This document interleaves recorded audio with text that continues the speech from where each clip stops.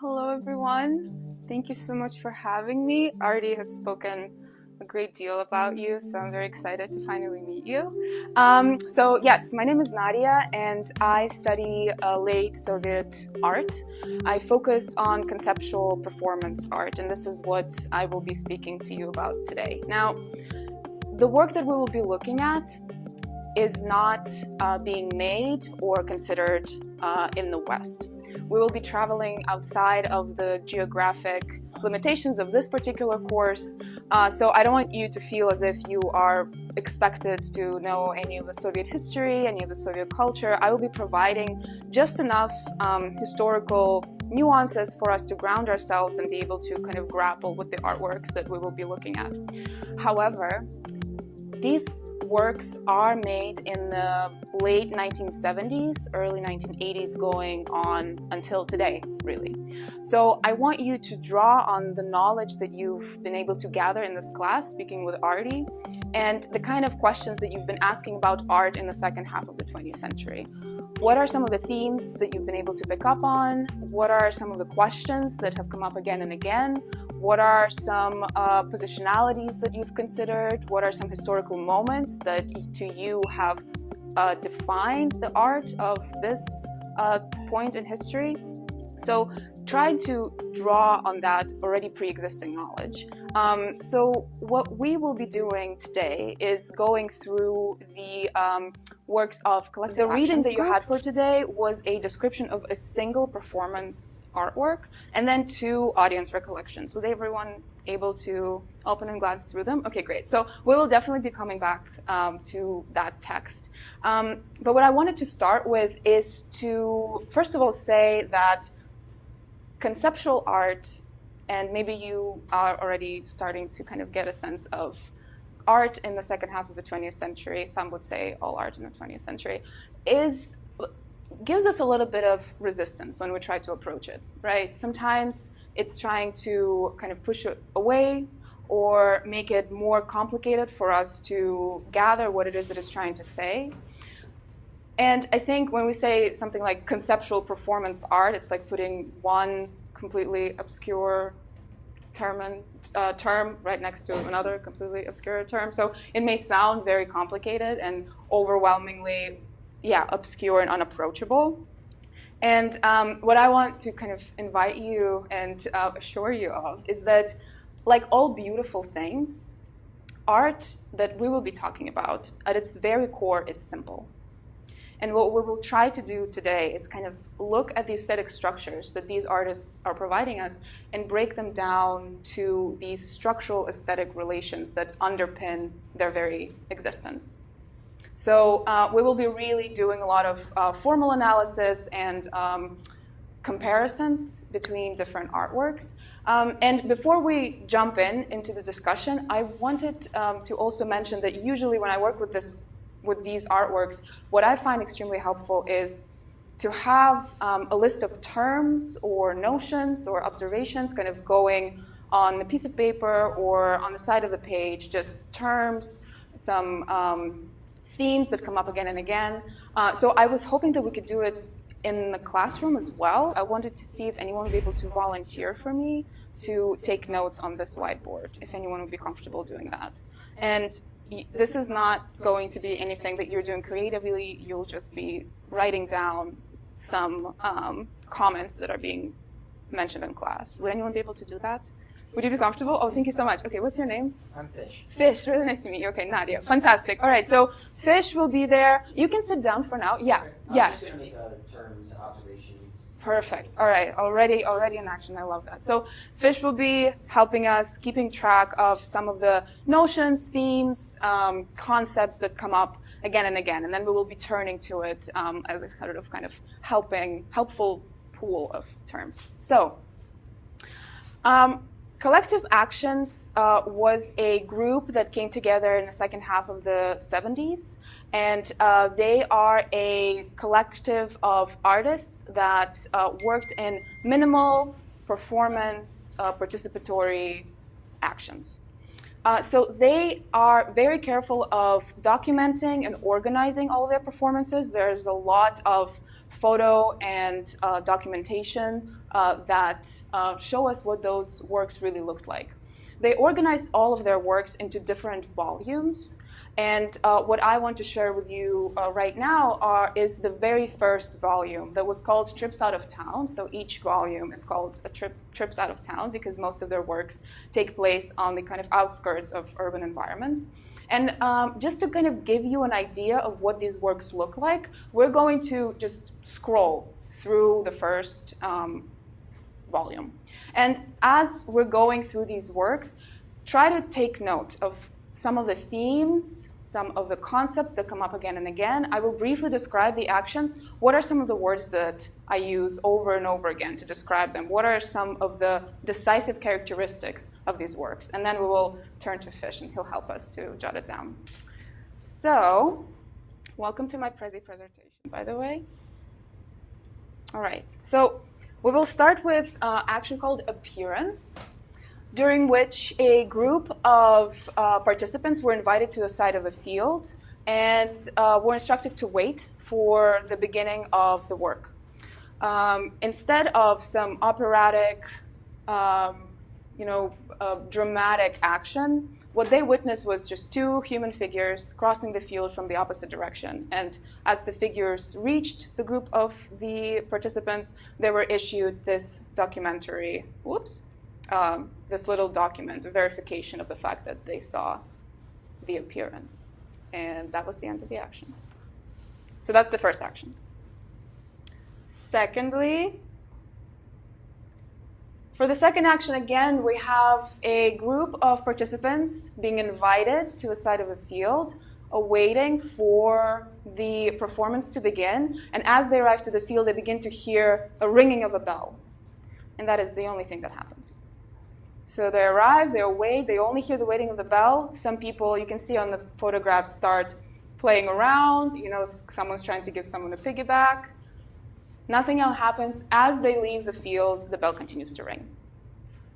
That's the second one. For the third one, the tent, it was an installation of this makeshift tent in the middle of a forest. It was made with a set of paintings by one of the members of the Collective Actions Collective. And this is what it looked like. Again, people were invited to view it. For the balloon, and I find this artwork one of the most beautifully photographed. Again, participants were invited into a rural area where they were instructed to blow up a bunch of balloons, then put it into a bigger balloon, and they all together sent it off down the Klязьма River near Moscow. They took pictures. They spoke about it after the event. They recorded those recollections, an example of which you guys read, and that was the end of the performance. For comedy, as we move forward, the actions become a little more complicated, and here we again see a person, a figure disappearing and appearing on the against the horizon. The audience awaits for something to happen and attempts to discern what it is that is happening so far away from them. There is this idea of one person appearing, the other appearing, one person disappearing into the landscape, and this sort of drifting along the horizon. For lantern, simply a street lamp was installed in the forest, and it was photographed and meditated and described later in recollections as well. For the slogan, Collective Actions ventured again into the forest and installed this banner that read, "I wonder why I lied to myself that I had never been here and was totally ignorant of this place. In fact, it's just like anywhere else here, only the feeling is stronger and incomprehension deeper." End quote. Right. So again, of course, it is in Russian. This is what it looked like. People took pictures after installing this pseudo-propaganda poster in the rural field. For the third variant, again, we see participants awaiting in the corner of the field, far away from them, two human figures. We know that there are two human figures. From far away, it looks like there's only one.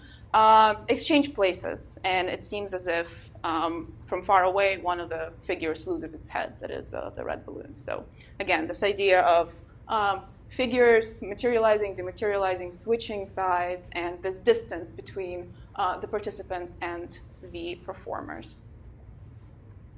For the time of action, the performance against were invited to the border of the field without knowing, like every single time, without knowing what to expect. They were then instructed to pull a string from across the opposite side of the field. They have no idea what the string is connected to. They were just invited to pull. They pulled on that string for 6 hours until it ended, and they got the end of the string. And that was the end of the action, right? Again, throughout the whole thing, they are photographing. I really especially love this photograph that looks as if they are exploring, a different planet of some kind. Doesn't it look kind of like from outer space photograph? Yeah, it's very, very beautiful. Okay, how do I? Yeah, and this is where the string was located. And then, of course, there were pictures where, again, a group was invited to a corner of the field and were given instructions to make these collages with different colored papers. As they are busy putting together these collages, 2 figures, you can see right here, are crossing the field behind them, the snowy field. As the action is completed, the recollections are being collected, the comments and suggestions are being recorded, and the fact that they missed the 2 people who were crossing the field is being reflected upon as well. And then, of course, place of action, which we will come back to in a second. This is the performance that you guys read the most about. So before we jump in, and I want to hear what you were able to gather from our quick move through the first volume, I just want to say that collective actions continue to work, and they have actually a fantastic online archive with all of the 14 volumes and counting available for you. So all of the pictures that I've showed you, all of the descriptions of the actions are there for you to check out if you're interested. Yeah. So let's talk about this then. What are some of the themes, observations, fantastic, so Fish helped us out. Themes, observations, repeating motives that you were able to pick up as we moved through the first volume. Yeah? The first thing I feel like that was most obvious to me was that all of them involved like a largish group of people out in a rural area. Yeah, okay, right. So we have a group, right? So we have a group of people in a rural area. How would you describe the rural area? That's very good. Like fields, forests, not anywhere near like a city or even a town, it seems like. Yeah, all right. So let's do a rural area. Fantastic. Rural areas, yeah, nowhere near any kind of town, and pretty open spaces as well, right? Okay, very good. This is really important. What else? Was there one? Yeah. People like working together, I guess. Like Okay. Spring and Yeah. like coming together to look at something or do something like with the balloons. Yeah, that's really good. So a kind of a collective participation. Yeah, very good. Collective participation. They were also following certain kind of instruction, like they were given a structure to follow. Yeah, collective participation, instruction. Yeah. Some animals. Yeah. When the people that were participating, they didn't know what they were going to do or what to expect. That's right. So there is a subversion of expectation, right? So they never know what to expect from the action that they're about to witness, and that is partially why they keep missing those things. So like throughout the volume, you can see how the artists, the organizers, introduce an element that they always miss a little bit. They fall short of recognizing. Okay, this is really good. Is there anything else? Yeah. I would say documentation and like reflection. Fantastic. Yes. What kind of documentation? Each of the participants reflected on what they experienced, what they missed. There were specific things that they had to like check off on. Yeah. That the people running it wanted to get. Yeah, I love that. All right, so let's do self-reflection, right? That's what you said. And in terms of documentation, I think self-reflection would be one of it, but also photography probably, right? Okay, so self-reflection, documentation, subversion of expectations, instruction, collective participation, very good, rural areas, fantastic, group of people, a kind of a togetherness, right? Okay, so this is super helpful. Let's hold on to these as we move a little bit closer into the work in question. And let me do a little bit of a switch here.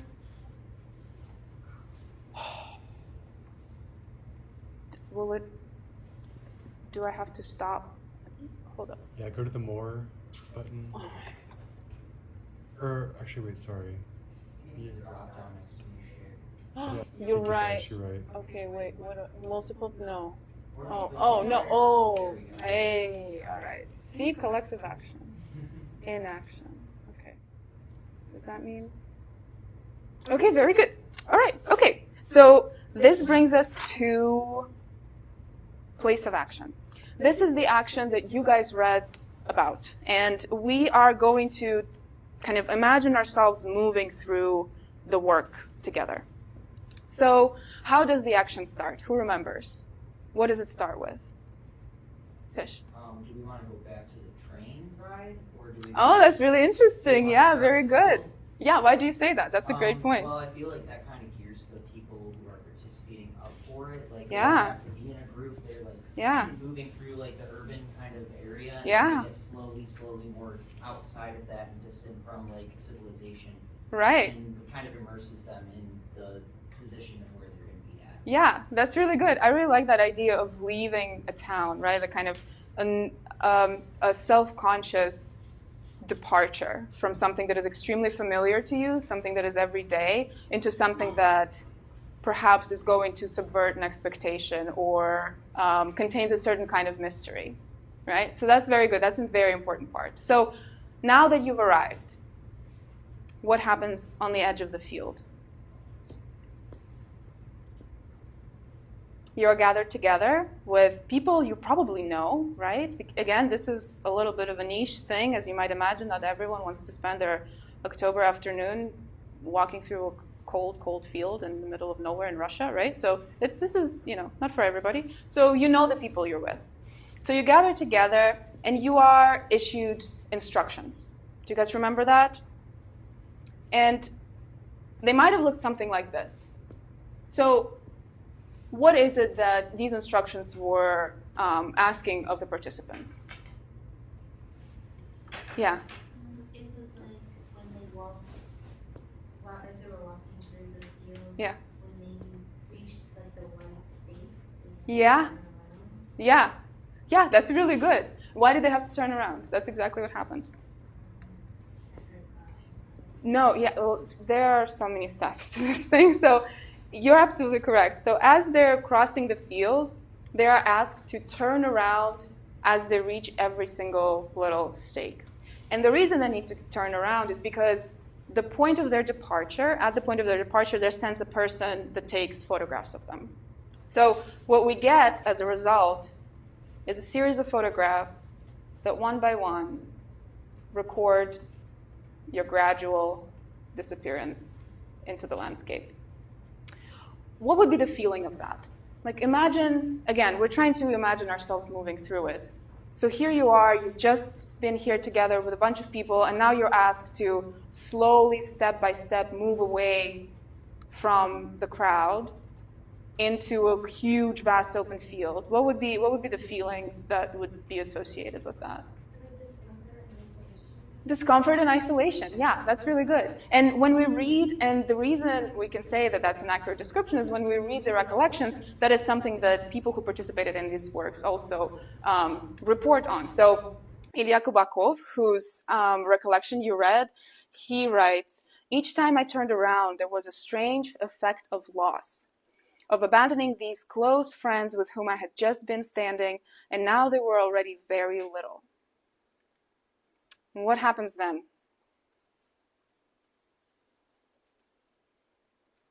Yeah, fish. So as they got towards the middle of the field, they Yeah. felt very distant, or at least from Ilya's recollection. Yeah, very good. Distant, Yeah. felt isolated from both sides. Mm-hmm. As he continued forward, he saw like a figure in the distance, and Yeah. he was like, "What the heck's that?" That kind of drew his attention. Yeah. And he kind of lost that attention from behind him of the crowd viewing him. Yeah, very good. And it kind of like brought a sense of uncertainty to him, and Mm-hmm. like gearing him up for what is behind this. What is this thing that's getting closer and closer to him? Yeah, a kind of feeling of untetheredness, right? Like it's like, when you're in the pool and you hold on to the edge and then you let go and you're kind of in the middle of the water and you don't really have any tangible relation to the border, right? And you're just floating. So there's a kind of that feeling to it. That's a very good point. What do they reach as they cross the field? What are they installing here? Yeah. A purple curtain. And what's behind this purple curtain? Do you remember what they have to do when they reach the curtain? Yeah. They have to lay down in the ditch and wait for the person that followed them to reach them and take a photograph of them, right? Again, the experience of this from the recollections is described as slightly absurd, which is maybe like a very generous way to describe it, right? So you're waiting there, you're laying there in the cold ground, you're waiting for the person who followed you to reach you, and then you take pictures of one another. You take a picture of the person who followed you from the ditch. Here are the photographs from the recollections again. And it is interesting to look at these people kind of taking up poses, and some of them are very obviously annoyed. Like they're just, this is not what I signed up for. And some of them are ready to make fun of you. So they take pictures of one another, then you get up and you continue crossing the field, right? And then what happens?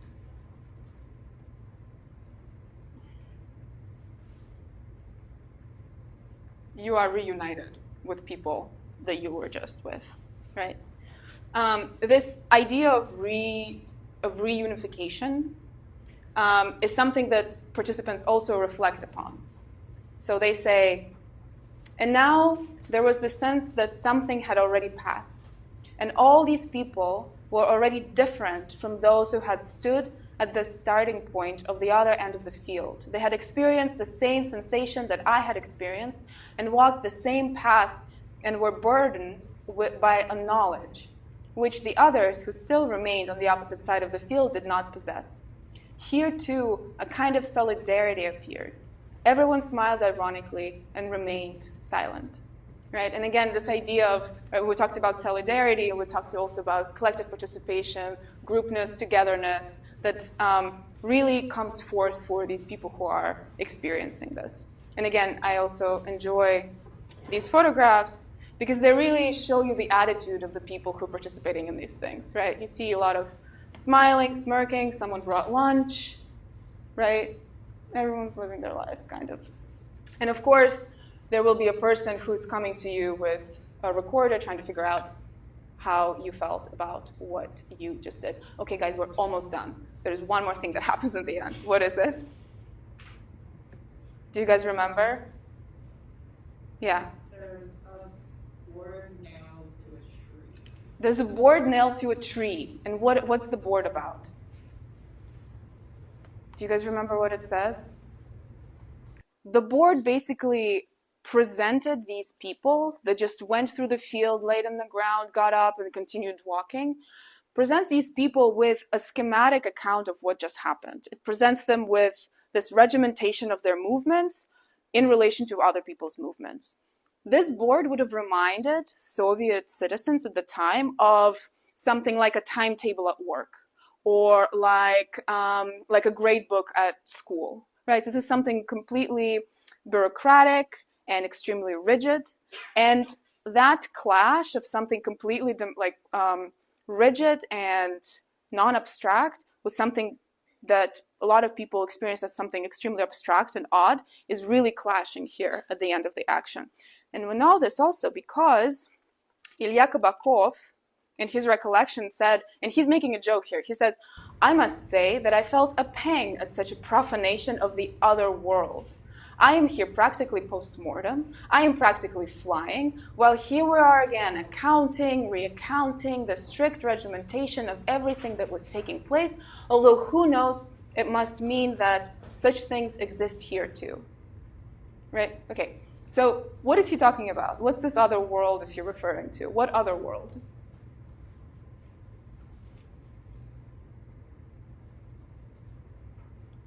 Yeah? Like reality outside of the piece. Reality outside of the piece, that's very good. Yeah, say more about that. So like I think that like what they're existing in, just like it is reality, but like the reality is like like the office. And Yeah. like on the commuter train. Yeah. You know, and Yeah. things like that, the everyday world. Everyday world feels different than whatever we just did. It looks different, it has a different form, and it feels different to me when I come into contact with it. Yeah, that's a very good point. So there's reality and something like art, maybe, right? What else? What other world could be possibly he talking about? I was thinking like the entire experience itself. Yeah. It kind of, the way that they move away from everybody else and anything Yeah. and stuff like that. Yeah. The way that they're moving across the field and they're getting more and more distant from themselves. Yeah. And into solidarity. Mm-hmm. Especially when they're sitting in the ditch, they feel almost like complete solitude and like Yeah. they're in their own world. Yeah. And it's Yeah. not really attached to their regular everyday life. Yeah, Yeah. fantastic. Yeah, again, right, this experience of something odd that is completely divorced from your day-to-day, going to the grocery store and doing your homework and talking to, your friends about politics or whatnot. And this is completely kind of blowing it all up. Why is he talking about postmortem? What's postmortem about? What's the death have to do with it? Everything that's happened, what's the death have to do with it? Yeah. Well, I would say, like, the laying in the ditch is probably, like, bringing that feeling of, like, coming back to life and, like, Yeah. crawling out of bed. Yeah, it's almost as if they buried themselves and then got up and kept on going, right? And the profanation of this other world, what he's talking about is, it's almost as if I died and I got into heaven, and I'm here with my friends, I've reunited, and what you're giving me is a bureaucratic sign to explain how this magic happened, right? Like, they're not letting the participants to really revel in a kind of a sublime beauty of the loneliness to groupness, abstraction to something else, right? Like, you're smacked back into the reality that you just left. Perfect. And then, of course, it ended like everything else ended with recollections, discussions. Here you can see all of the photographs being printed out. You can see the field and the whatever. So, all right. So we've just walked through the collective actions work. Congratulations, everybody. What I want to tell you about next is notion of all art referring to or being in an active relationship with its history. And this is something that you guys are thinking a lot about in this class, right? How do artworks that we'll look at and think about relate to, respond to, and interact with their historical moment? So, as I said at the beginning of the class, you're not expected to know a single second of Soviet history. In the next 3 slides, what I will try to do is give you highlights of the 30 years in the Soviet Union that were one of the most complex moments in history. So this is going to be really skim Soviet history light edition. But I will just highlight some of the historical and political movements in Soviet Union at the time that are important for us to keep in mind as we look at collective actions. So first, when we talk about late Soviet period, we usually think about the death of Joseph Stalin. Who was Joseph Stalin? Say it again? Was like one of the first leaders. Was he considered? Yeah.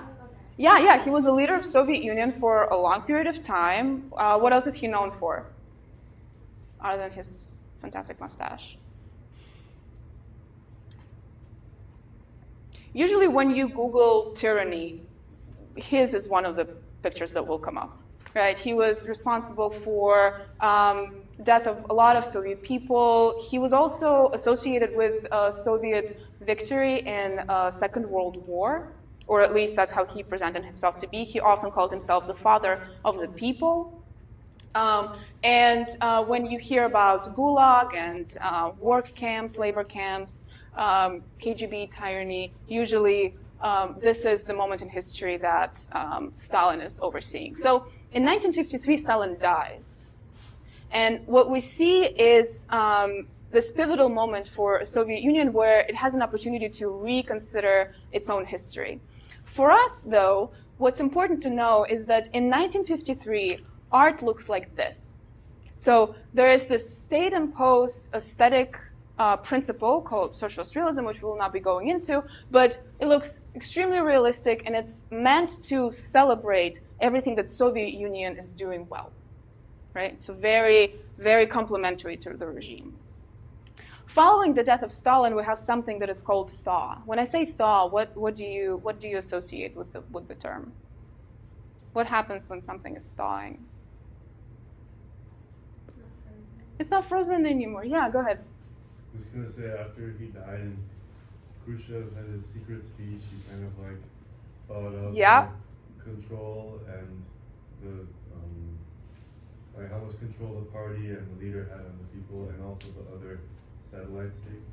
Yes, exactly. Very good. So Khrushchev, the leader, following Stalin, makes this famous speech where, among other things, he criticizes Stalin's cult of personality, which is what Stalin really had. He was a kind of cult figure. And Khrushchev says, cult of personality is not good for the Soviet Union that we will be building. It's not good for the socialism that we are interested in, which was a big scandal, right? So there's this attempt to kind of distance yourself from the dictatorship. And this is also the moment where Soviet Union experiences this moment of kind of inhaling fresh air. This is the moment when Soviet Union is sending people into space. This is when there is a relative liberalization of cultural policies.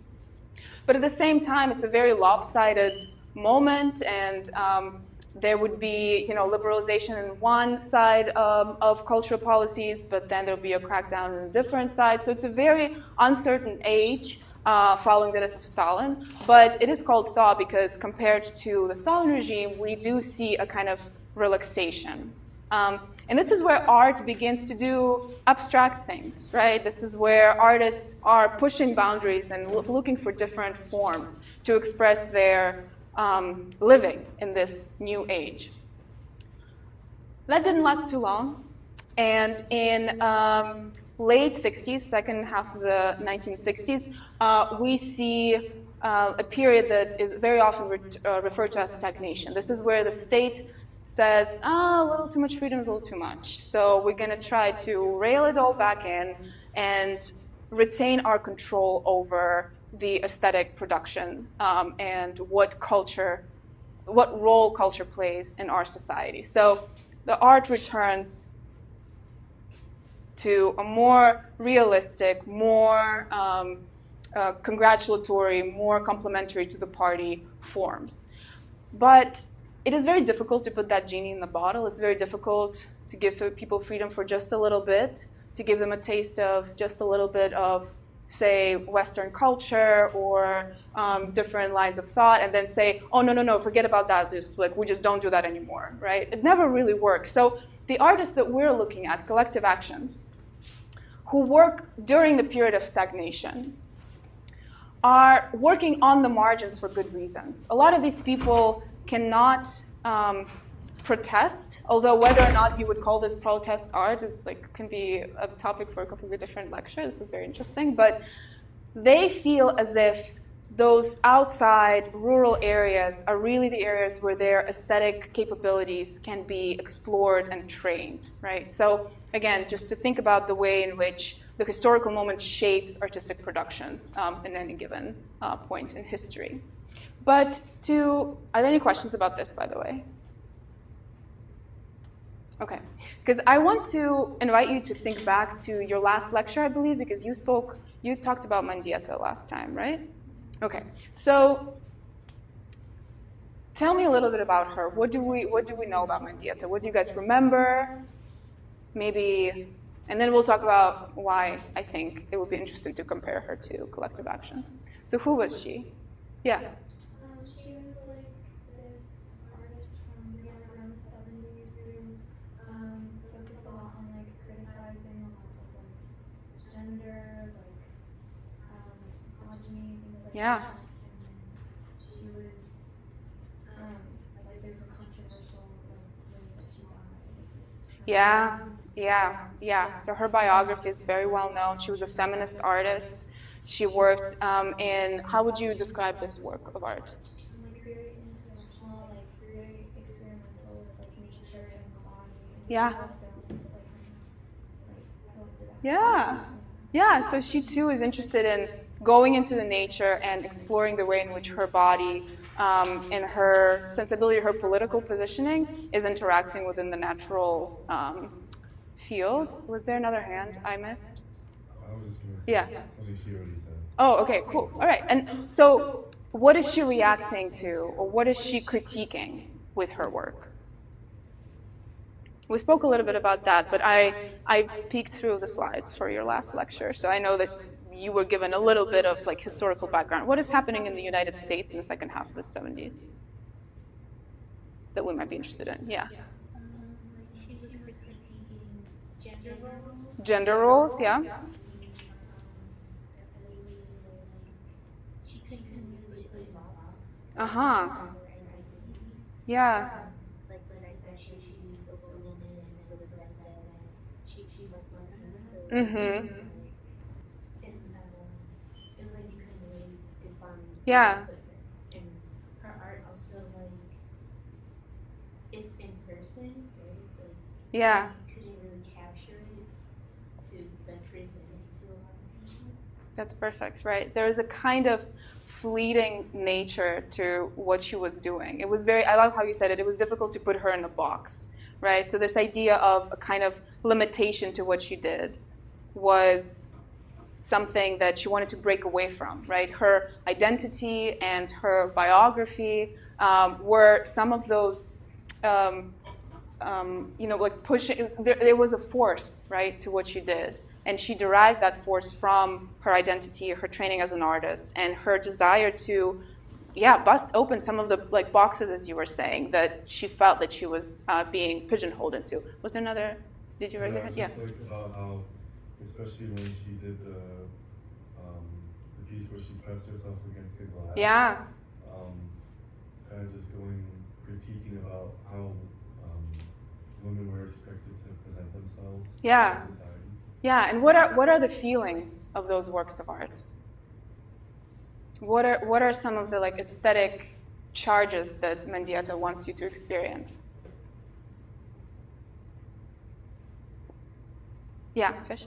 Was it unnerving? Unnerving. Okay. Yeah. Almost trying to push people's buttons. Yeah. So like, Yeah. this isn't what normally you want me to be looking. This is not what you expect. Yeah. Very good. Yeah, pushing people's buttons. I think that's a very good way of describing it.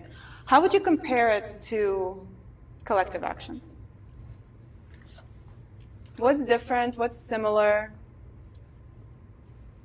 Yeah, go ahead. I feel like what I noticed throughout like all of the works in like the first volume was like also that like thing you mentioned about fleetingness, like Yeah. impermanence, like when they like let the balloons go. And Yeah, that's a good point. Yeah. Or like the person like disappearing further away, like when we watched Mendieta's like when she was like burning and things like that. It's Yeah. just like it's very like it's like active and it's also kind of active in the sense that like you kind of feel like it's like kind of moving far away. Yeah, there's a kind of disappearance, a kind of like dissolving, right? And it's kind of, it feels tragic, right? Like we can think back to Kubakov's description where he says that it felt like losing my friends, right? So there's a kind of feeling of loss. Yeah, you had a hand up? Just like the movement of the use of like the body Yeah. to make the imprint or Mhm. the movement with how far you are away from it. And Yeah. Like also being in a ditch. Right, exactly. Yeah, that's a good point. Exactly, yeah, right. So there's very immediate interaction of body and nature. Yeah. Also to that, just like the ephemerality of both of The ephemerality, yeah. Say more. how for one, it's like just showing like where we are present in nature, I'd say. Mhm. And another one where we're not, just like how they get smaller and how Yeah. in the Steyerl series, Yeah. you can see her body in some, and then in others, it feels there's an implant, but Yeah. the being isn't there. Yeah. Yeah. Just like in this, like you know that they're there, but it's like they're Yeah, but it's like they're like yeah, they're slipping through our fingers. Yeah, that's really good. So, but how would you describe the structures of this work? How would you say they're structured? Are they structured similarly? There is a lot of overlap, and you guys picked up on all of it, like even on some things I didn't think about. But in terms of a structure, is there a difference in which Mendieta makes her works and collective actions construct their performances? Yeah, Fish? I would say that one thing is that Mendieta is kind of exploring her own experience with all this. Yeah. With her experience in Yeah. nature, and collective actions is kind of seeing the population's experience with nature, like taking them out of context and putting them Yeah. and seeing what do these ordinary people feel in this Yeah. situation. Yeah. Yeah, I think That's a why very they're good. gathering all the questions as well, is because they want Yeah. to see how they felt. Yeah, there's a kind of feeling of reaching out in collective actions. I think I really love how you said it. It's more about a subjective experience, right? Of trauma, of pain, of injustice, and then an experience of something like an aesthetic structure. And I have a kind of a provocative question, if that's okay. Is there a way in which we can think about place of action to be constructed like a painting? Is there a way in which place of action that we've just walked through is kind of like a painting? Yeah. This reminds me of just the one that we were speaking about. Yeah. How they got snapped back into Yayoi after Yeah. being placed in this different place, I'd say. Yeah. When looking at a painting, at least for me, it's like we step out of this reality, we step in, and then we get snapped out. Yeah. Yeah, that's really good. Yeah, there's a kind of feeling of there and here, right? You are being invited into something, to experience something, to really live through something. But then you know that there is an outside place to this, right? And so this is not a painting that you've looked at in this class. This is a 16th century oil painting by Raphael. Usually when I teach formal analysis, I use this painting because Raphael is just the master of composition. And what I wanted to say about this particular composition is that what Raphael gives us is a system of aesthetic relations here.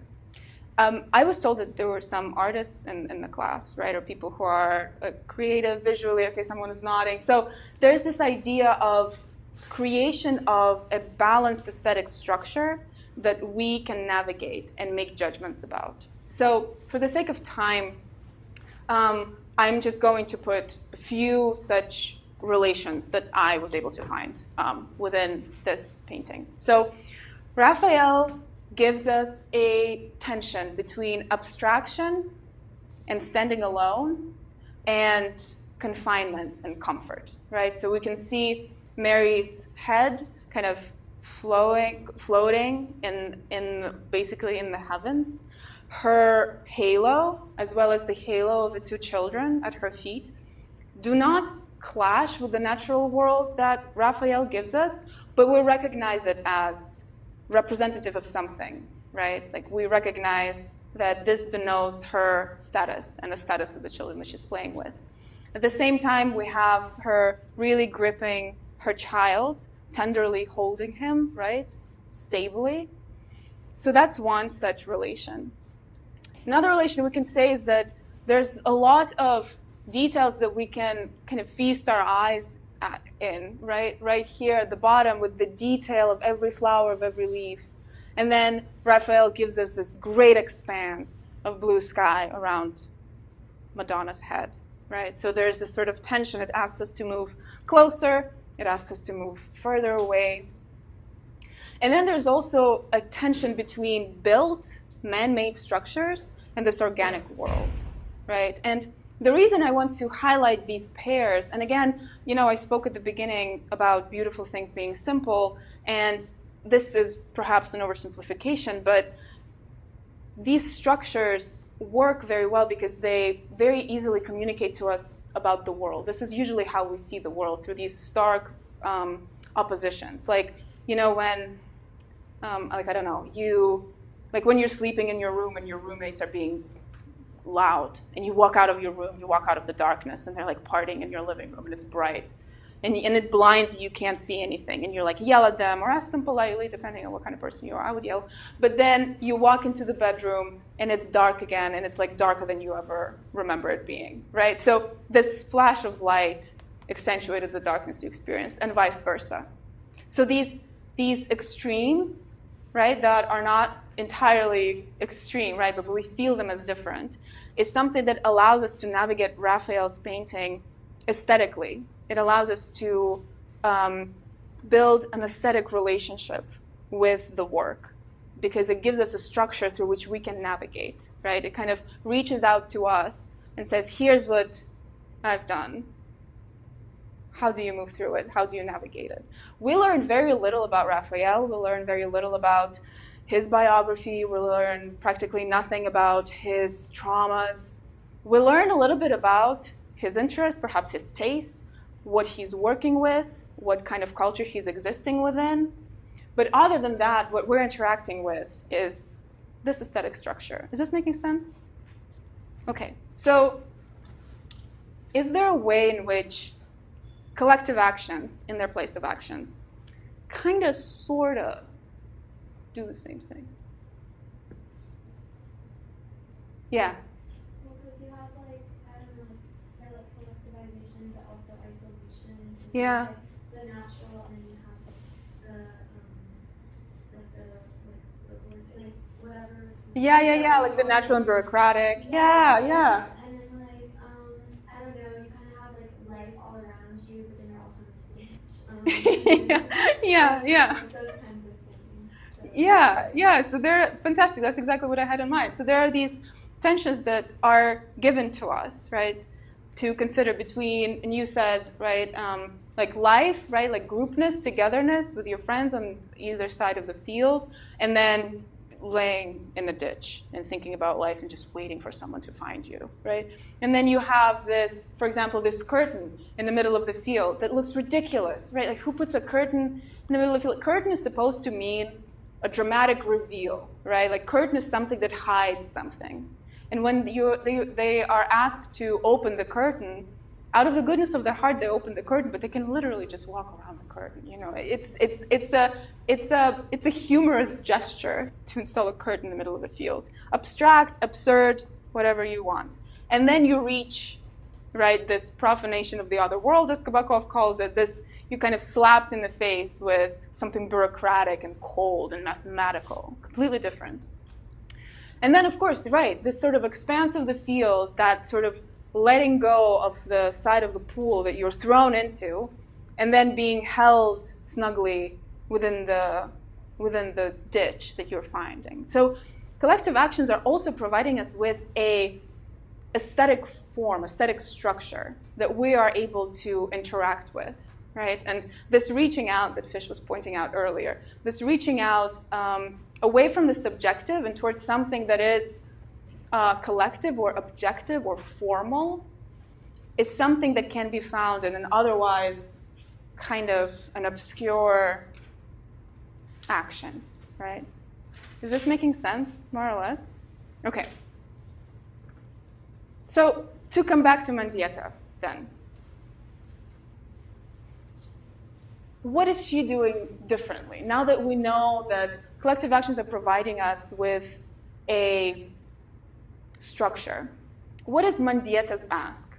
If a work of art could ask you a favor, what would Mendieta's artwork ask you of, and what would collective actions ask you of?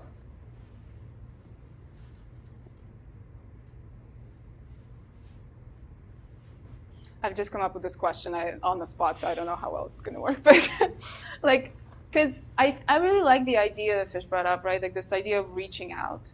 and this idea that you also touched upon of kind of letting go and drawing on something that isn't familiar to you. How do these structures function differently? Or better yet, what do they say about human body in relation to nature? How do they tackle that relationship? Yeah. I feel like Mendieta like makes it seem like the human body belongs to nature and will return to nature, but also like the collective action sometimes makes this tension between man and nature, just like with all these man-made things kind of feeling contradictory. Mm-hmm. Yeah, okay, I really like this, the phrase of returning to nature, because I think that kind of touches on something overly organic, right? There's a kind of primordial drive to return to nature, dust to dust, and there's a way in which her body disappears into the natural world. Yeah. I agree with what Shannon was saying about Mendieta's work. For me, the collective action piece feels like very, like kind of like an ode to the sublime, especially with the photos of people like just being eaten by the landscape. Yeah. It feels like, whereas Mendieta's is like, a lot of it is visually like her body's impressions or her body itself, like taking up space in nature, even though it's ephemeral, like you still have the evidence that it was there. Yeah. Versus the collective action piece kind of feels like, once you're all the way back in that photo or in the dish, like, you might be there, but like, you can't see it, there's not evidence of it in the photo. And how would... Even isolation is telling of how, like, what kind of force that nature is, like, Yeah. it's so isolating, and then when you come back to the community, it's kind of like coming back to civilization. Yeah, but what kind of civilization? I like that, because there are definitely some, playing with the sublime. I think you're right on the money. But do they let people to get lost in the sublime? Like these people, I mean, this guy brought a book. Like, how rude is that? Like, your friend's like, hey, can you be part of my performance artwork? And you're like, yeah, I'll bring lunch and a book. You're like this guy brought a book. This guy, from recollections, we know that he would sit in the ditch and like aim at someone and pretend that he's like shooting someone with a rifle. Like, so what is the relationship between, because it feels like a different relationship. There is definitely sublime there 100%, but it always feels like it always balanced off with the board, with some sort of like bureaucracy that you're still met with, and you're almost drifting away, and then something like yanks you back, right? Yeah, I really like your comment. And then with Mendieta, there is a kind of disappearance and a kind of statement about, it feels like a statement of emotion, right? Like if Mendieta's work could speak, what would it do? Would it scream, or would it whisper? Would it howl? How do you hear that? This is a little bit of synesthesia, but it usually works for me. Because this feels like a very strong emotional statement, right? She gives form to her traumas, to her emotions, and it's difficult to not relate to that. Collective actions seem to give you a structure. And the only thing I'm saying is that those are very different approaches to art, right? Like here in this class, like I've made a PowerPoint presentation, right? I've put a lot of effort into it, and I'm so delighted that you guys were receptive, to be completely honest. But also, like, I wanted to say something, like, and I've built out my argument, and I picked out the photographs that would support my argument, and I put my neck on the line. I really want you guys to get it, right? This is where you and I meet. This is the border at which you come to me and I come towards you, right? And we are looking at the same thing, we are pointing at the same thing, and we can disagree. If I tell you, I see a composition in there, you can say, Nadia, sometimes you see what you want to see, right? Sometimes there isn't a composition there, I don't see a composition there. And I can say, no, look, I will point it at it, and we'll be looking at the same direction, and we can have a conversation about the structure here. It feels as if it's harder to do with Mendieta, or is it not? Yeah, a little bit different, right? So, last one, and this is a little dark, but I'm going to give people an idea. Okay, I'm going to share with you anyway. How would you compare these three works? So this is the state funeral of Stalin. I didn't want you to give you a bunch of pictures of people in coffins, so if it has just come up like that, I apologize, guys. But how is this different? This is also body. There's some flowers there. There's some nature there.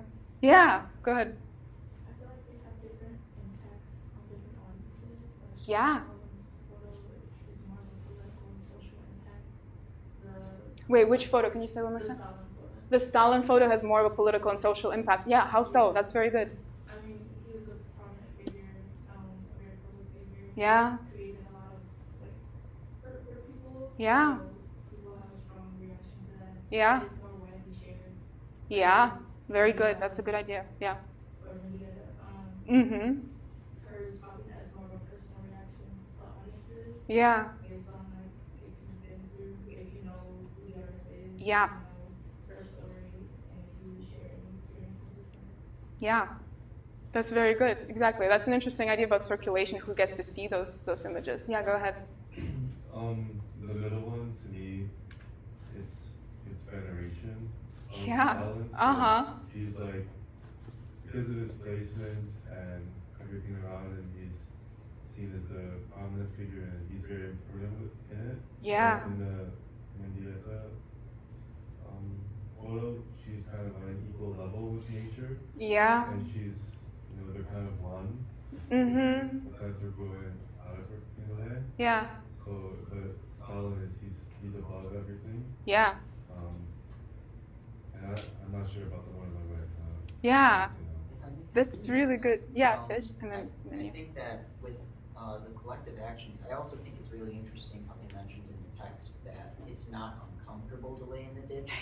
Yeah. They put like a nice Yeah. sheet so that you're not I going to know. get dirty and like super nice mattress. So Yeah, it's yeah. like- It's very very it's- considerate. It's interesting how that almost relates to Stalin's in a sense Yeah. of it's not like they're uncomfortable laying there. Yeah. They almost have like a solemn solitude and like a contentment. Yeah. with them. And with Stalin, does Stalin strike you as a person? It's a trick question. But because this does not say Stalin is dead. This says Stalin is forever. Do you guys see? Like this says like Stalin is going this is it. Right? Yeah, go ahead. I feel like that pretty like you said, like the middle one says Stalin is forever. Yeah. And building off of like what Fish and other people have also been saying about these three photos, the middle one feels like he's surrounded by flowers like Mendieta is, but Mm-hmm. where she's like naked in the ditch, touching the rocks in the dirt, he's probably like been embalmed in some like crazy, way Yeah. that we don't have technology for the masses. Yeah, He's not gonna be touching dirt Mummified. if he even is buried. Like Yeah. he's gonna be entombed in like a coffin to be away from the elements. Yeah. And even like away from like I feel like Mendieta's like this one in particular is giving like funeral. Is there a way in which Mendieta is also forever here? Like in the way that she's coming back to nature, and nature is forever, Yeah, I think like the idea of like the cycle of like coming back to nature and like Yeah. you plant food and then like you become a plant and then you're like Yeah. Is like kind of like cyclical and is like a forever thing, but her Yeah. body is like, to me that says like, oh, her body's gonna like turn to bones and then they'll turn Yeah. to dust and That's a great that point. tomb will be like, it'll eventually be empty again. Yeah. And for Stalin's, it feels more like it's gonna look this way forever. Like it's never gonna rot. It's never gonna. Yeah. The flowers will never die. Like they'll just be there as a like symbol. Yeah. And then for the collective actions one, I feel like it relates to the idea of death as like coming out and rebirth, like coming out of the ground. But there's still like obviously they're Kind of alive in the ditch. And Yeah. they can still interact and photograph. The Yeah, people yeah. that are curtain and they're being photographed. Yeah, I think that's a great point, and one I think I will finish with. I'm going to leave off with actually just repeating what you said, which is very similar to one thing that a professor of mine told me. When I showed her the comparison of these 3 works, she mentioned a lot of interesting things, but the last thing that she said was like, out of the 3 of these works, these guys are the only ones that are alive. Which I think is an interesting thing, especially when we are invited again to think about the way in which artworks reach out to us. Because reaching out is a very human thing. And trying to make a point is a very human thing. Trying to make a connection is a very human thing. And doing that through a kind of aesthetic structure, doing it through however long the list of these concepts that we are given, feels very particular, right? And it is up to us at the end of the day to make sense of it and figure out where we stand in relation to it. But this is just one of the things that you're learning in this class, which is fantastic. And thank you so much for letting me be part of it. I really enjoyed it. If you guys have any more questions, I'm happy to answer them, but I'm not sure where we're on time anymore. Yeah. Yeah, I think we're good. Cool. Thank you guys so much. Thank you.